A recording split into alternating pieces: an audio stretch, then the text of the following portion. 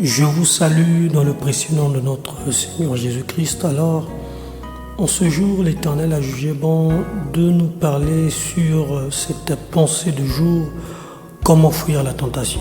Et nous commençons par définir ce que c'est la tentation. La tentation, c'est l'attrait d'une chose défendue par une loi morale ou religieuse. Et si on parle d'attirance, c'est que la tentation revêt une forme plaisante. Elle offre à ceux qu'elle tente un visage attrayant, un goût agréable et la promesse de plaisir satisfait. Lorsque Ève considéra le fruit défendu, elle vit qu'il était agréable à la vue. La tentation commence donc par ce que nos yeux voient et le message qu'il envoie au cerveau pour le stimuler, susciter l'envie. Ainsi, comment fuir et lutter contre ce qui semble être une attraction naturelle. Donc, les effets de la tentation. On parle de tentation lorsque la chair est sollicitée par un désir puissant, une envie irrésistible, une flamme dévorante qui consume l'être et ne saurait être apaisée. En effet, celui qui est tenté hésite entre le bien et le mal, entre sa conscience et la loi de Dieu, entre sa chair et la douleur due à la privation. Celui qui est tenté connaît une tension suprême qui peut l'amener à des réflexions intenses, à un manque de sommeil et d'appétit, à de véritables luttes intérieures et à une torture dans l'âme. La chair n'aime pas trouver des obstacles à ses désirs. Tout ce qu'elle éprouve comme besoin, sensation ou envie réclame souvent une satisfaction immédiate. Voilà pourquoi nous devrions comprendre ici le mécanisme de la tentation, mais aussi nous connaître parfaitement pour y agir de façon adéquate. Donc l'homme naturel et l'homme spirituel. Nous sommes tous égaux face à la tentation. Le fait d'être chrétien ne nous dispense pas d'être tenté, éprouvé comme tous les hommes. L'homme naturel trouvera normal de répondre aux désirs de sa chair. Par exemple, fumer, boire, manger à volonté, satisfaire ses appétits sexuels. Et voilà, nous pouvons en citer plusieurs. Donc l'homme spirituel, en revanche, n'est pas conduit par sa chair. 1 Corinthiens, le chapitre 6, le verset 12. Mais si celle-ci s'exprime, revendique et réclame, il a reçu le pouvoir de la dominer. Le Saint-Esprit lui donne cette force surnaturelle pour vaincre là où la plupart de ceux qui n'ont pas Christ échouent. Romains, le chapitre 7, le verset 25. Le mécanisme de la tentation. Derrière toute tentation, il y a notre chair qui réagit à des choses qui lui font plaisir. Et pas seulement, il se peut également que des esprits impurs nous poussent à pécher. Ils aiment nous suggérer des choses par la pensée. Et ces suggestions peuvent être directement immorales. Par exemple, voler, tuer, convoiter. Comme elle peut être enrobée de sucre pour paraître bonne, inoffensive, voire même spirituelle, comme Satan le fit avec Jésus dans le désert.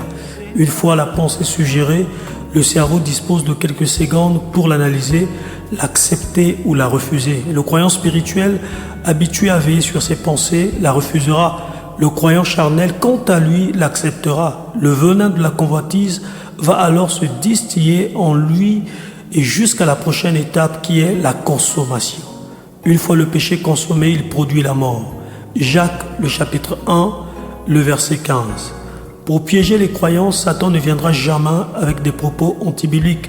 Il sera obligé de les mélanger à des vérités pour la rendre plus acceptable. Mais celle-ci sera déviée ou détournée de son contexte. Le but du diable est de pousser l'homme à pécher, mais aussi à l'éloigner de Dieu par la désobéissance. Comment alors pouvons-nous fuir la tentation? C'est la responsabilité du croyant de fuir toutes les situations qui peuvent l'emmener à pécher. Chacun d'entre nous connaît ses points faibles et devrait y veiller. Les anciens alcooliques éviteront d'avoir des bouteilles d'alcool chez eux. Les anciens séducteurs éviteront des situations compromettantes ou la proximité avec des personnes du sexe opposé. Et ceux qui sont incapables de gérer leur budget éviteront de se rendre dans des lieux où ils voudront dilapider leur argent. Et ce n'est pas tout. Le croyant devrait aussi travailler ses faiblesses dans la prière pour être totalement libéré, de sorte que même pris dans ces situations, sa chair soit réduite à l'impuissance. Aucune tentation n'est au-dessus de nos forces. Ce qui est en jeu, c'est notre volonté de résister.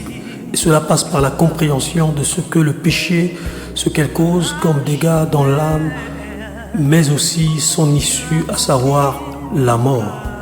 Et pour finir, nous voulons parler de la pornographie et l'esclavage sexuel. Certains croyants entretiennent de nombreux péchés dont ils n'arrivent pas à se défaire. Ils font des efforts qui peuvent être aussi grands, mais échouent constamment. Ils sont sincères avec le Seigneur, mais sont liés par de terribles liens. De toutes les addictions, les liens sexuels sont les plus coriaces, mais aussi les plus destructeurs.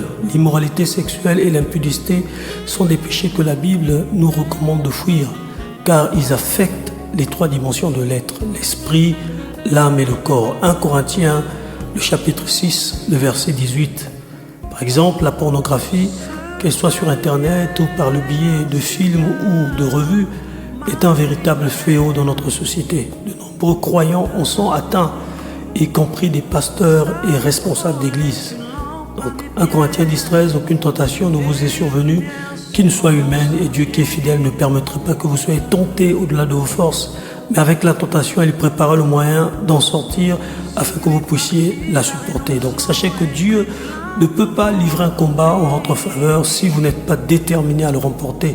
Et certaines personnes ont des héritages sexuels impurs, ont eu une vie sexuelle libertine, ont laissé entrer certains esprits ou se sont adonnés à des pratiques qui sont devenues une seconde nature. Mais il n'est pas impossible de s'en défaire. Le Saint-Esprit habite en vous et votre corps est son temple. 1 Corinthiens 3, le verset 17.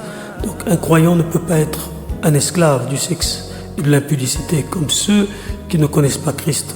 Donc sortir de ces liens mortels va vous demander des efforts grands, de grands sacrifices, des jeûnes réguliers, des prières ardues, des larmes amères, une lutte intérieure acharnée et un labeur spirituel intense. Nous nous arrêtons là pour aujourd'hui et nous voulons prier ensemble. Père Céleste, tu connais les faiblesses de chacun. Tu connais la vie que nous menons. Tout ce que nous faisons dans l'ombre, cela est vu à tes yeux. Rien n'est caché devant ta sainte face. Telle est ma prière au sujet de mes frères, telle est ma prière au sujet de l'Église, telle est ma prière au sujet de celui qui ne t'a pas connu, mais qui pourra entendre ce message.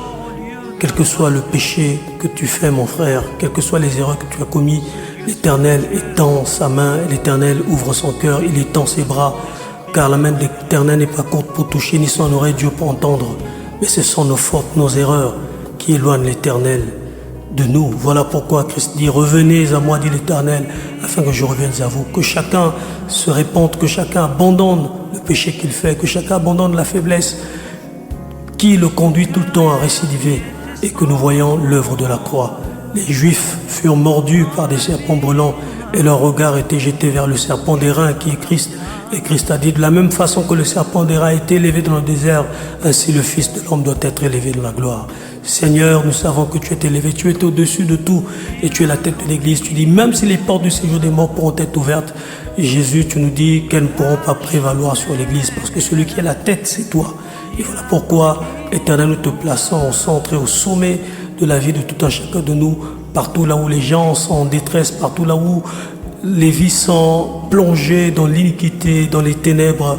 Jésus, tu as choisi tes enfants, tu as choisi tes serviteurs pour apporter la lumière et tu as dit à l'apôtre Paul, je t'ai choisi afin que tu les fasses passer des ténèbres à la lumière, de la puissance de Satan à la vérité.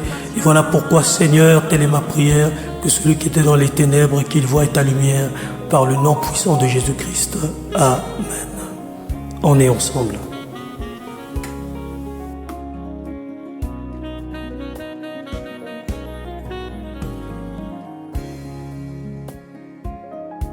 Seule ta lumière